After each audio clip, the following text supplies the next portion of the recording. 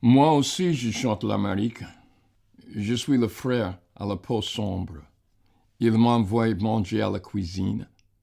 Quand il vient du monde, mais je ris et mange bien et prends des forces. Demain, je me mettrai à table. Quand il viendra du monde, personne n'osera me dire alors, mange à la cuisine. Moi aussi, je suis l'Amérique.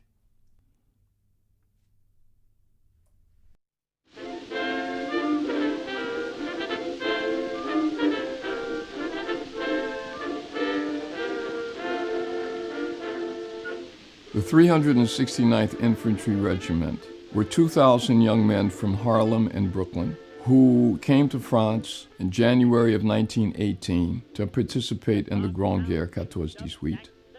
They weren't allowed to do combat in the American Army because of segregation. They brought with them their music. They had one of the most important bands in the U.S. Army, led by Lieutenant James Reese Europe, a very important musician in America. When the war was over, the French High Command asked that these soldiers, he called them the Black Watch, lead them across the Rhine into conquered German territory.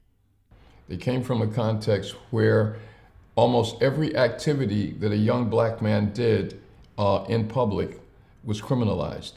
If, for example, I'm walking down the street and I look a white person in the eye, I can be put in jail. Or if I don't step off of the sidewalk and see the way, or if I don't take off my hat, or if I don't say yes, sir, or if I don't have a paper that says I have a job, or et cetera, et cetera, et cetera, et cetera. The first thing Wilson realized is that America, which did not have a national army, didn't have an army large enough to come to Europe to fight the war. For example, at the Battle of the Somme, the British lost 60,000 soldiers in one day. America had an army large enough to last in battle for about a week or two.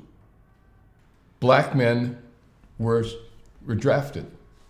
Others enlisted because they thought that this was an opportunity for them to show America who they were. They arrived at Brest, the 1st of January 1918. They came off of the ship. They lined up along the quay. They took out their instruments and they played music. The music they played was the Marseillaise, and they played it in a version of ragtime that no one had ever heard before, and the French were delighted. They brought with them a spirit, not only through their music, but through their determination, through their resilience, through their humanism, a sense of, yes, we can, even then, 100 years ago. That really inspired the French army that they were engaged with. After the war, these guys went back home and they talked about there is a place where the idea of, and this is what I love, the ideal of liberté, égalité, fraternité is not just 3 words, but it's something that's real, that beats in the hearts of the men and women that these guys encountered.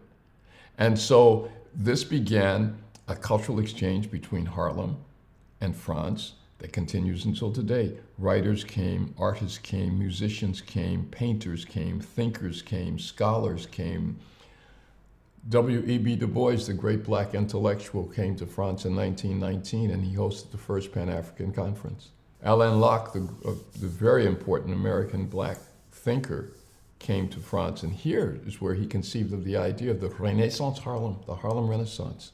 The story of the 369th is not a story of soldiers as much it's a story of human beings. It's not a story of war, it's a story of culture. It's not a story of defeat, it's a story of victory. Ce qu'on sait de la guerre de 14, pour l'avoir appris à l'école, pour l'avoir sur tous les monuments aux morts de nos villages, c'est vraiment une histoire d'hécatombe absolue, c'est une histoire de déchirement, d'enlisement, c'est un peu le début de la fin. Et quand on entend parler de l'histoire des Hellfighters, eh bien tout d'un coup on entend de la musique, on voit de l'enthousiasme, on voit des grandes réunions et puis beaucoup de fraternité. Un des aspects formidables de cette histoire, c'est qu'elle est totalement pluridisciplinaire. Elle nous parle d'histoire, elle nous parle de musique, elle nous parle de langue, elle nous parle de littérature, il y a des échanges de toutes sortes. C'est une tellement belle histoire qu'il faut absolument qu'on la raconte.